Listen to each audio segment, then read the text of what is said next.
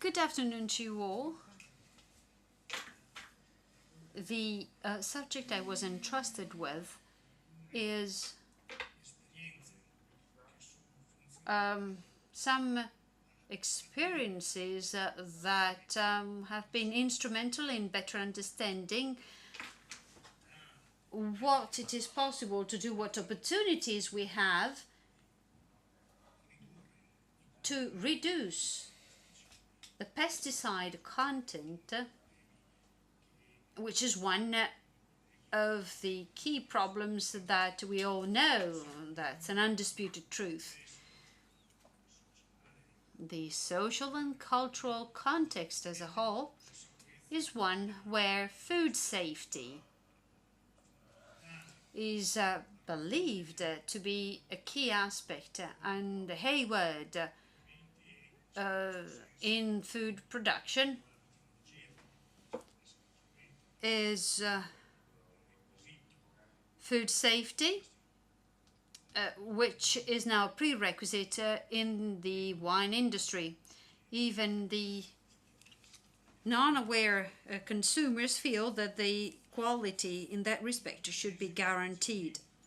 So in that respect, the pesticides that we use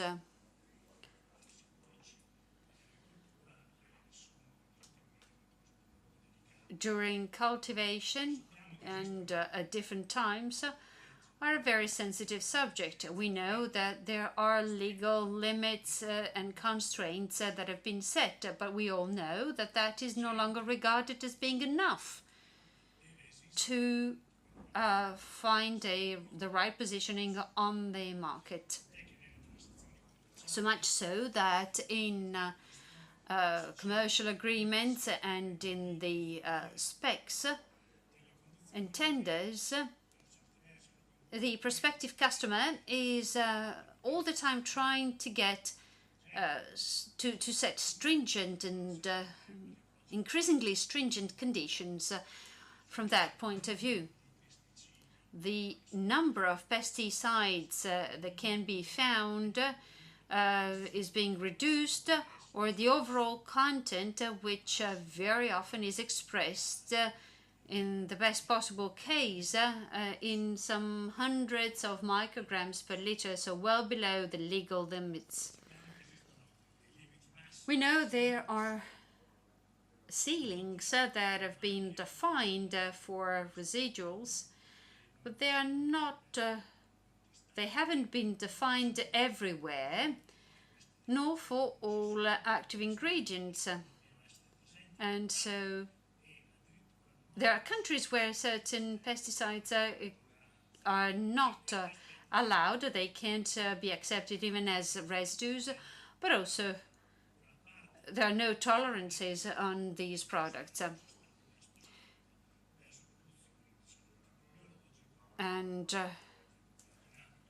that favors productions that are more in the area of biodynamics or organic farming. Residues are now lower than in the past, and that's a fact. And we can testify to the fact that there has been an improvement all the time,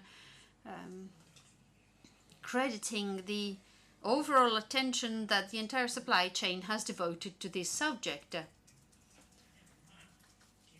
So the entire effort begins with the vineyard, but it has to do with winemaking as well.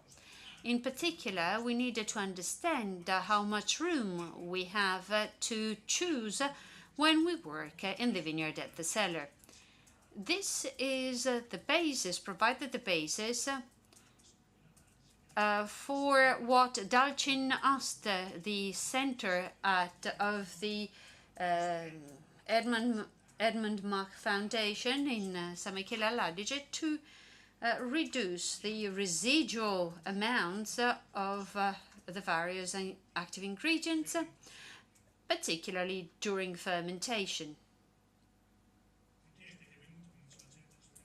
So this request was addressed to the Technology Center of San Michele, because it has an experimental winery, it has labs, as well as a certain know-how and competence. So historically, it's been a preferred center for these experiments for the benefit of the wine industry. 2 experimental plans were developed as a consequence, one for a granular carbon to be used in micro doses, and then the other plan involved the testing of 7 different products that were used at more usual doses, customary doses. Now, what was the rationale behind these 2 plans? We wanted to learn more about the performance. We did not worry to understand how things were going, what were the mechanisms. We had a very simple objective.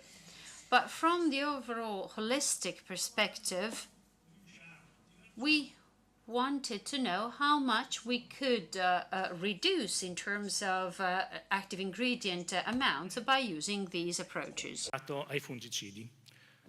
Ha visto l'uso di un carbone granulare. We used a granular product. We had a very low dose, 2 and 5 grams per hectoliter in 5 white musts.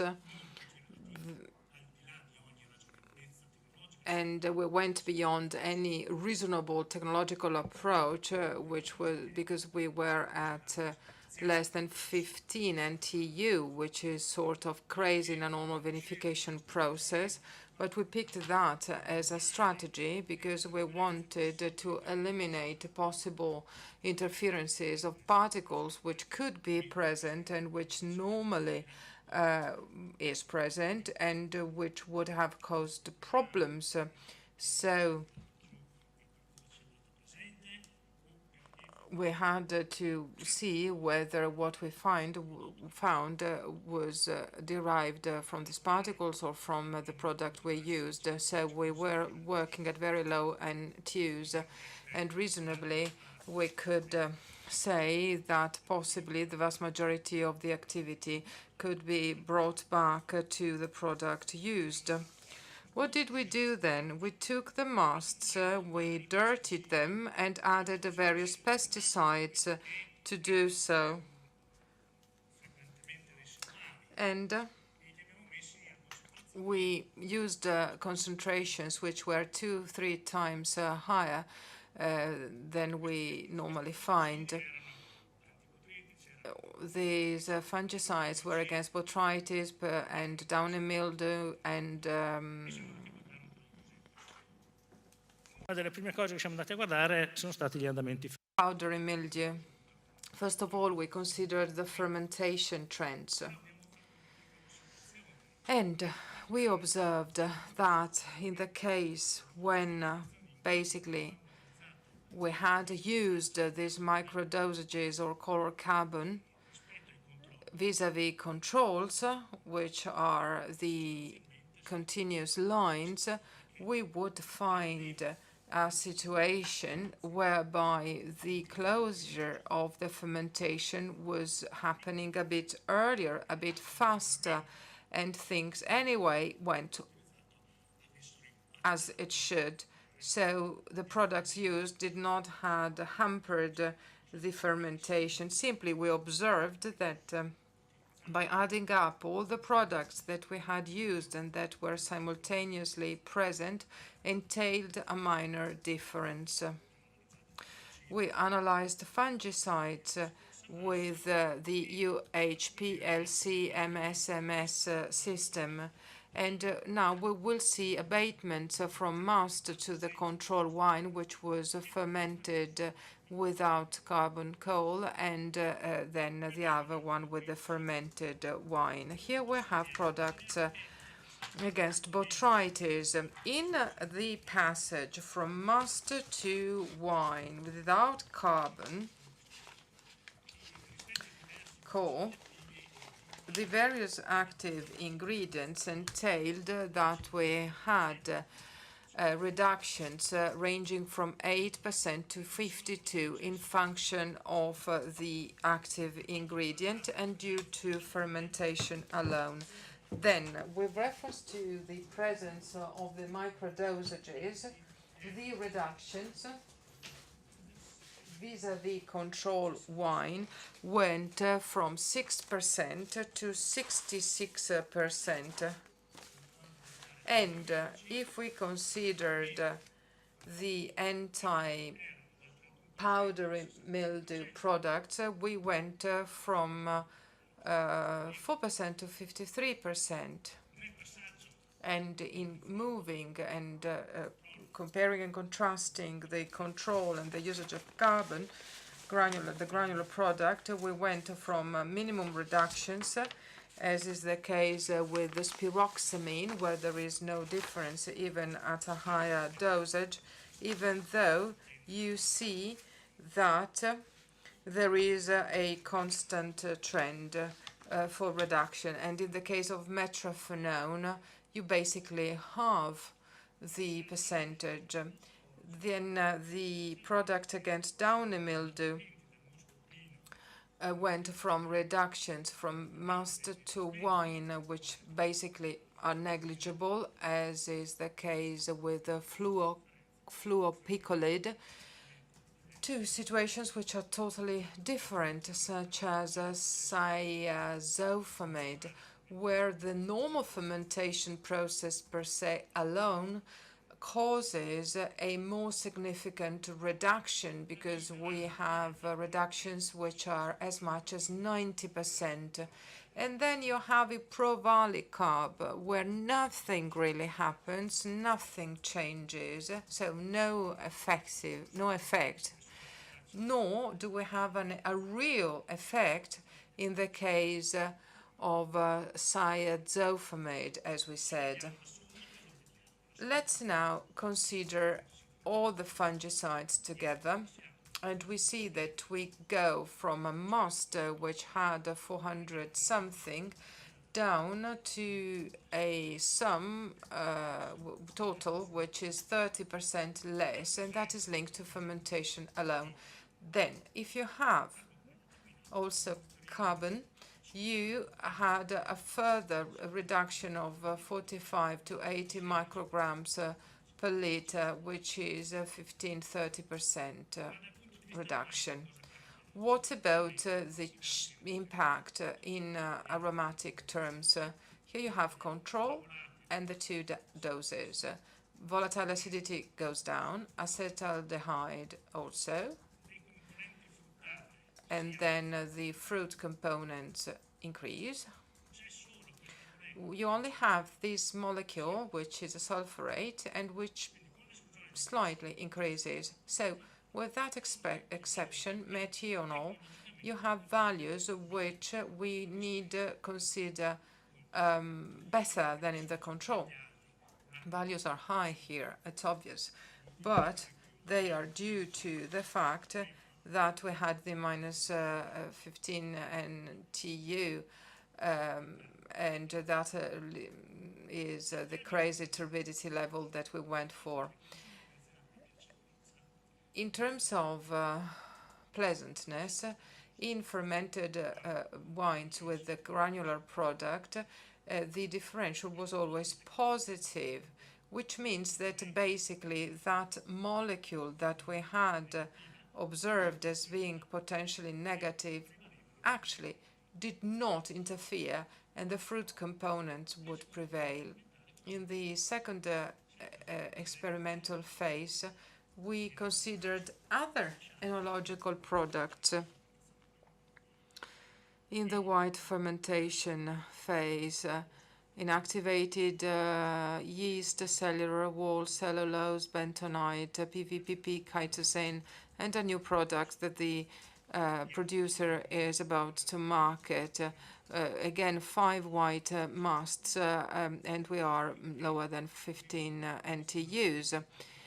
Here, the composition was highly diversified, ranging from 15 to 27 bricks, 355 in pH, 110 and of YAN up to 345, which is an aspect we need to consider with some attention, because you might expect that if the products that are used have an impact, a negative impact on the availability of assimilable nitrogen, then these can also cause variations which are not that positive in aromatic terms.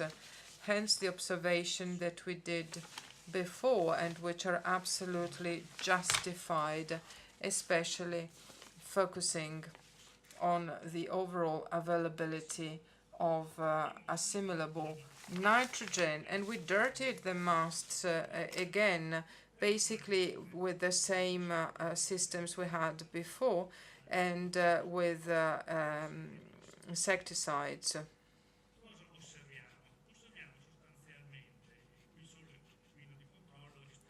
Here we have the control wine. The red line indicates that there is a statistic significant value. There is on average a reduction when compared to the control, but clearly you have a more significant outcome in the new product which is about to be marketed, put on the market, I mean, by the company. Obviously here we do have a difference, and this is different from the control, but basically this is the major difference in the new product, I mean. The same goes for this product against botrytis, and there is a very strong parallelism between reduction here and there, because this is the same product. It is bentonite and then cellulose and cellular walls, and we found the same order in the other case. Then in the product, in the other products against downy mildew, we have a more significant output or outcome with the new product, and then you see the other alternatives. Here, statistically speaking, there is no significant difference, despite the trend, which is clear. Then products against powdery mildew show that basically there is always a trend, a reduction, more or less marked, not always statistically significant. And anyway, these are products which are abated in a parallel way by cellulose, by the walls, by the chitosan, and the new product. Now, with reference to products against specific pests, specific insects, we see that there is a differential when compared to the control wine, which means that all these systems reduced. In dimethoate, we have some significant differences. Cellular walls and cellulose basically reduce dimethoate and thiamethoxam in both active ingredients when compared to the control wine. We have significance here again, or rather, we don't have it. So we don't have it, says the speaker, but we confirm the reduction. And in case of spinosad, we come up to a higher differentiation, which can reach as much as 50%. Let's try and summarize. I'm showing to you this profile, which is a mean profile of percentage residues for the various active ingredients. Clearly, this is hard to understand.